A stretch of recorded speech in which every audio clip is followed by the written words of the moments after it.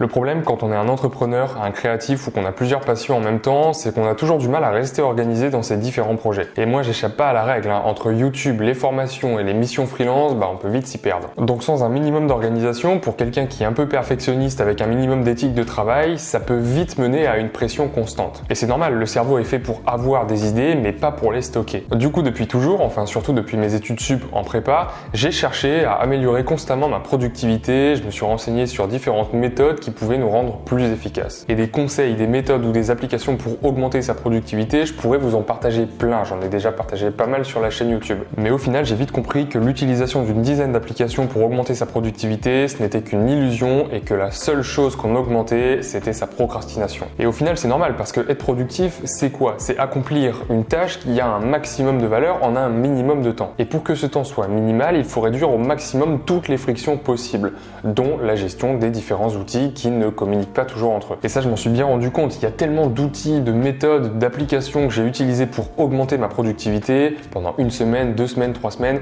et au final, je les ai toutes oubliées.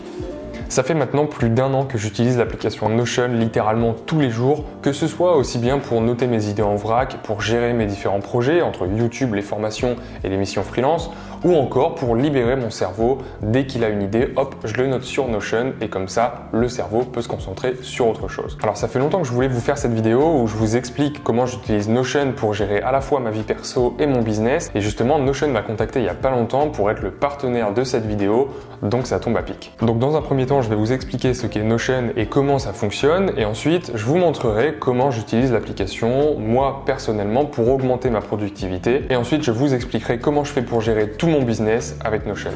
Alors Notion, qu'est-ce que c'est? C'est assez difficile de catégoriser cette application parce qu'elle peut avoir tellement d'usages différents. On peut s'en servir pour la prise de notes, la gestion de tâches ou de projets, la rédaction des documents, pour traquer ses habitudes ou encore pour collaborer ensemble sur un même projet, etc. etc. Et tout ça, c'est rendu possible parce que Notion fonctionne de la manière suivante. La plus grosse entité sur Notion, c'est le workspace, donc l'espace de travail. On peut en avoir un ou plusieurs par utilisateur. Ensuite, dans ce workspace, on va venir créer différentes pages qu'on peut imbriquer, qu'on peut lier entre elles, bref, on peut faire plein de choses, on y reviendra juste après. Et à l'intérieur de ces pages, on ajoute différents blocs. Donc là, je vais créer une nouvelle page. Et ce qui rend le truc intéressant, c'est que tous les blocs peuvent être de nature différente. On a notamment du texte. Là, j'écris un texte. On peut ajouter un titre, par exemple. On a aussi des formules, donc des équations. Et puis ici, on peut rentrer nos formules.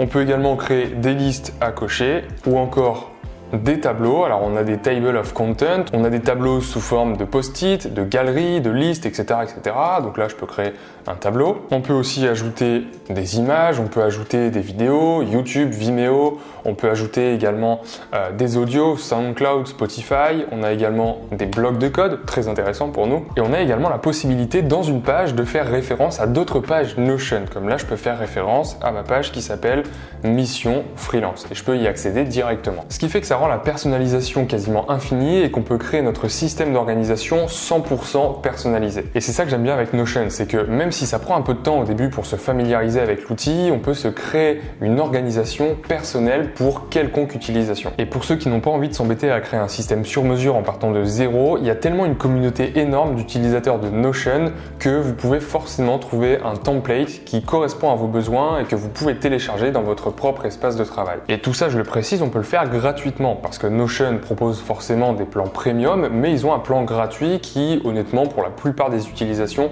est amplement suffisant. Donc si vous ne connaissez pas encore Notion et que vous passez toute votre journée devant l'ordinateur, que ce soit pour vos projets perso ou pour le boulot, n'hésitez pas à aller voir le premier lien dans la description, ça vous permettra de tester Notion gratuitement. Passons maintenant à mon organisation personnelle sur Notion, qui est loin d'être parfaite, je le précise, mais elle change constamment, d'une part parce que j'essaye de l'améliorer, et en plus de ça, que mon boulot, lui, change également constamment. Donc moi j'ai 2 workspaces, un pour le perso et un pour la plateforme de formation, donc plus pour le pro, mais en soi c'est vrai que j'aurais pu fusionner les deux et je pourrais très bien utiliser qu'un seul workspace. Alors pour l'espace de travail perso, c'est vrai que j'ai mis quelques temps à trouver une organisation qui me convienne, mais j'ai surtout remarqué que le plus important, c'est d'avoir un endroit où tout est centralisé. centralisé. Un peu comme une page d'accueil en fait où je peux accéder à tout ce dont j'ai besoin comme ça en quelques secondes. Et c'est pour ça en fait que le point d'entrée de mon workspace personnel, c'est la page qui s'appelle Home, dans laquelle j'ai tout ce qu'il me faut et je peux accéder à tout ce dont j'ai besoin en un clic. Dans cette page, il y a différentes choses. Déjà, il y a un accès vers la page qui me permet de gérer un peu ma journée. Donc ça en fait, c'est un truc que j'essaye de faire tous les jours. Je crée une page dans laquelle il y a différentes choses. Donc il y a ma morning routine, il y a ce que je dois faire absolument, que je copie de l'application Todoist. Donc là, on verra que c'est encore quelque chose qui peut être amélioré parce que typiquement, les tâches qui sont notées sur Todoist pourraient être recopiées automatiquement sur Notion. Et j'ai comme ça différents blocs que j'ai juste à remplir pour organiser ma journée, pour me forcer par exemple à faire une activité que j'ai appelée au calme. Donc ça correspond à tout ce qui est travail d'écriture, qui demande de la créativité, de la concentration. J'ai également, voilà, pour l'après-midi, une place pour tout ce qui est un peu plus créatif et qui demande peut-être moins de temps de réflexion, de temps de concentration, parce que c'est vrai qu'on sait que voilà, l'après-midi c'est peut-être un peu plus compliqué. Donc voilà, en gros j'ai une page qui est un peu le guide de ma journée ou un journal de bord. Ensuite sur la home page, j'ai un tableau sous forme de calendrier qui me permet de rester à jour sur tous mes projets en cours, parce que c'est vrai que quand on a plusieurs projets, on a tendance à en oublier certains ou à en mettre involontairement certains de côté. Du coup, le fait en fait comme ça d'avoir un tableau sur lequel j'ai tous mes projets en cours, que ce soit des livres que je suis en train de lire, que ce soit des formations qu'on est en train de lancer, des vidéos YouTube que je suis en train de créer, bref, peu importe, je les mets dedans, comme ça me permet de savoir, ok, aujourd'hui je suis en train de bosser sur tel ou tel projet, je sais que dans une semaine je dois avoir fini tel ou tel projet et que dans 2 semaines j'ai celui-là qui commence. Ensuite, j'ai aussi un accès rapide vers les pages que j'utilise tout le temps et des favoris. Donc ça, c'est quelque chose que j'ai mis en place toujours dans l'optique d'avoir accès très rapidement à certaines pages et de m'éviter de chercher dans l'arborescence comme ça une page en particulier. Donc j'ai notamment, et on le verra juste après, une page vers mes lectures, la page pour gérer mes vidéos YouTube et également un lien vers la page d'une formation que je suis en train de créer, qui est d'ailleurs une page qui se trouve dans un autre espace de travail. Et ça, c'est vachement important parce que ça veut dire que, encore une fois, en un seul clic, je peux switcher d'un espace de travail à l'autre et je peux accéder directement à la page qui m'intéresse. Et ensuite, bon, je dois vous l'avouer, j'ai un habit tracker que là j'ai vraiment du mal à utiliser. Donc si vous avez des conseils pour traquer ses habitudes et surtout garder cette habitude de traquer ses habitudes sur le long terme, n'hésitez pas à m'en faire part dans les commentaires. Et puis ce que j'essaye de faire aussi depuis début 2021, c'est de noter des objectifs trimestriels et aussi de faire une rétrospective sur soit mon année, soit les 3 derniers mois pour savoir un peu quels sont mes différents objectifs, surtout pour les mettre au clair et pour savoir si les objectifs précédents, je les ai atteints ou pas. Donc ça, c'était pour la page d'accueil, mais j'ai aussi d'autres pages qui me permettent de gérer un peu les différents aspects de mon quotidien, comme on en parlait juste avant, la page de lecture. Donc ça, c'est un peu ma bibliothèque digitale, on va dire, avec notamment les bouquins que je suis en train de lire, les bouquins que j'aimerais lire, donc ça, c'est ceux que j'ai déjà achetés, qui sont dans ma bibliothèque et que je dois commencer, et également une reading list, donc avec tous les bouquins dont j'entends parler, je me dis, ah tiens, ça pourrait être intéressant, je les mets ici sur la liste, et puis je verrai plus tard si je les trouve ou si je les achète. Et puis cette page aussi me permet également d'ajouter certaines citations ou certaines informations que je trouve dans des bouquins. Comme ça me permet plus tard de les retrouver assez facilement. Là, on voit notamment que j'ajoute la source, donc le bouquin et l'auteur, quelques tags sur le business, l'argent, la productivité, bref, peu importe. Ensuite, j'ai également une page qui est dédiée à la création des vidéos YouTube. Donc là, encore une fois, j'ai découpé cette page en fait en 3 parties, le présent, le passé et le futur, tout comme pour la bibliothèque digitale pour les livres. Alors le présent, c'est les vidéos sur lesquelles je suis en train de travailler en ce moment avec des tags pour savoir où j'en suis, à l'étape de brouillon, de rédaction ou si elles sont prêtes à être filmées. Ensuite, le futur, c'est également un tableau sur lequel je note les idées de vidéos qui seraient intéressantes. Et là encore, j'ai incorporé en fait un système de priorité avec des tags de couleurs pour savoir quelles vidéos sont plus intéressantes ou plus urgentes à tourner, à créer que d'autres. Et enfin, le passé, donc ça c'est tout simplement un tableau des vidéos qui sont déjà publiées sur ma chaîne avec leur titre, leur date de publication, la miniature, etc., etc. Mais le plus important et surtout le plus intéressant dans tout ça, c'est que ces 3 blocs, qui sont des tableaux mais représentés sous des formes différentes, sont en fait des représentations différentes d'un même tableau, d'une même base de données. Donc en gros, j'ai tout simplement créé une base de données que j'ai appelée vidéo, qui est ici, qui contient toutes les vidéos, aussi bien les idées que les brouillons, que les vidéos publiées. Et ensuite, grâce aux bases de données relationnelles, opérationnel qui sur Notion s'appelle des linked database qu'on voit ici, eh bien je peux créer différentes représentations d'une même base de données. Donc en gros, j'ai créé différents tableaux mais avec certains filtres qui me permettent d'avoir dans un certain bloc seulement les vidéos en cours de préparation, dans un autre bloc seulement les vidéos qui sont au stade d'idée et dans un autre bloc encore les vidéos qui sont publiées. Donc ce qui est intéressant dans tout ça, c'est que là je suis en train de travailler sur la vidéo que vous êtes en train de regarder actuellement et une fois qu'elle est terminée et publiée, je clique ici et elle va se retrouver automatiquement dans ce tableau et puis j'aurai plus qu'à ajouter le lien vers la vidéo YouTube, la miniature, le titre exact, etc. etc. Donc ça c'était pour la page qui me permet de gérer mes vidéos YouTube. Ensuite j'ai également une page qui s'appelle Brain Food. Donc ça c'est une page que j'ai mise en place il n'y a pas longtemps, je l'avoue, et c'est une page sur laquelle j'essaye de garder un peu de traces des certaines choses que j'apprends, des formations que je suis ou des articles que je lis et qui sont intéressants. Ensuite j'ai également une page qui me permet de gérer mes missions freelance, une page qui me permet de garder trace de certains liens que je veux garder et ensuite là on va dire que c'est des choses qui sont pas forcément très importantes. Donc ça c'était pour mon espace de travail personnel, mais comme je vous l'ai dit, j'ai un deuxième espace de travail qui lui est plus réservé pour la plateforme de formation, qui est donc mon espace de travail pro et sur lequel je bosse avec mes différents collaborateurs. Donc l'espace de travail perso c'est vraiment le mien, il n'y a personne qui a accès. Par contre l'espace de travail professionnel, lui justement je l'ai créé pour pouvoir ajouter différents collaborateurs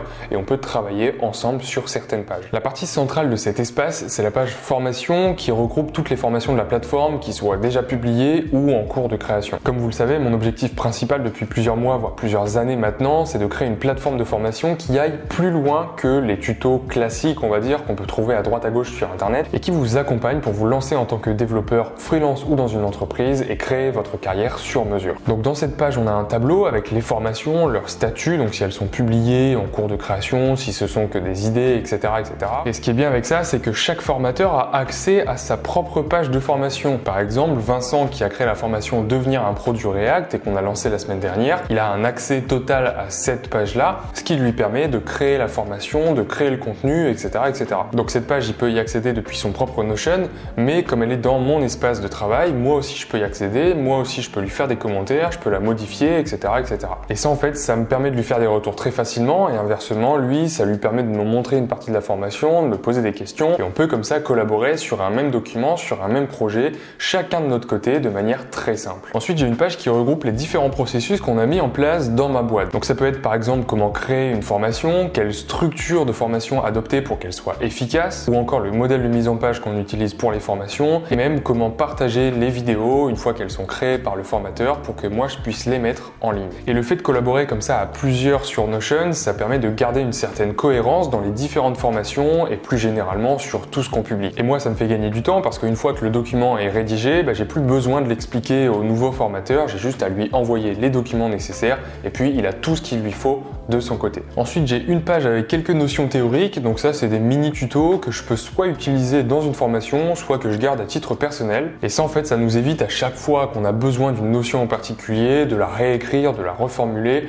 on a juste à ajouter dans la page de formation qu'on est en train de créer un lien vers la page spécifique. Et ça c'est vraiment un truc que je vous encourage à faire, tenir sur Notion ou ailleurs, peu importe, un petit carnet comme ça, une petite page avec plusieurs notions théoriques, plusieurs choses que vous apprenez pour en garder au moins une trace. Après libre à vous de l'organiser comme vous voulez, mais moi personnellement je trouve qu'il y a une organisation, une méthode qui marche assez bien et qui marche pas mal aussi pour plein de gens je pense, et qui est décomposée en 3 parties. Premièrement, la notion telle quelle, recopiée d'une manière brute. Deuxièmement, une reformulation avec vos propres mots de cette notion, et troisièmement, une application de la notion concrète, à un exemple concret, quelque chose qui vous parle de préférence. Et le fait de créer un modèle comme ça pour toutes les choses que vous apprenez, ça va vous permettre d'être plus efficace. Et justement avec Notion, on peut créer des blocs templates. Par exemple, nous pour les formations, on crée une page par formation et chaque chapitre est décomposé en plusieurs blocs. Et pour chacun de ces blocs, pour chacune de ces parties, on a justement créé un template Notion qui fait que quand on crée une formation, eh bien on a juste à remplir des trous entre guillemets.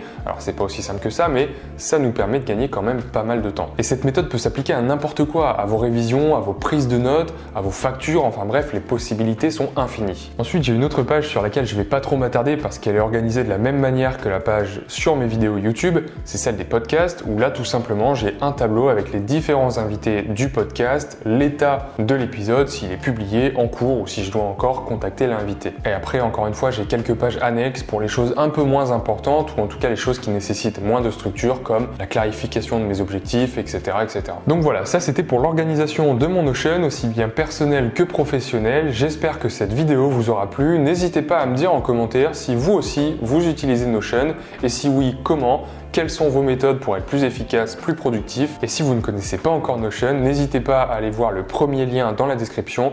Vous pouvez l'utiliser totalement gratuitement et après, si vous avez besoin de fonctionnalités plus poussées, il y aura un plan premium. Si vous avez apprécié cette vidéo, n'hésitez pas à me le faire savoir en lâchant un gros pouce bleu et à vous abonner si ce n'est pas déjà fait. Et moi, en attendant, je vous souhaite tout le meilleur et je vous dis à la semaine prochaine pour une nouvelle vidéo.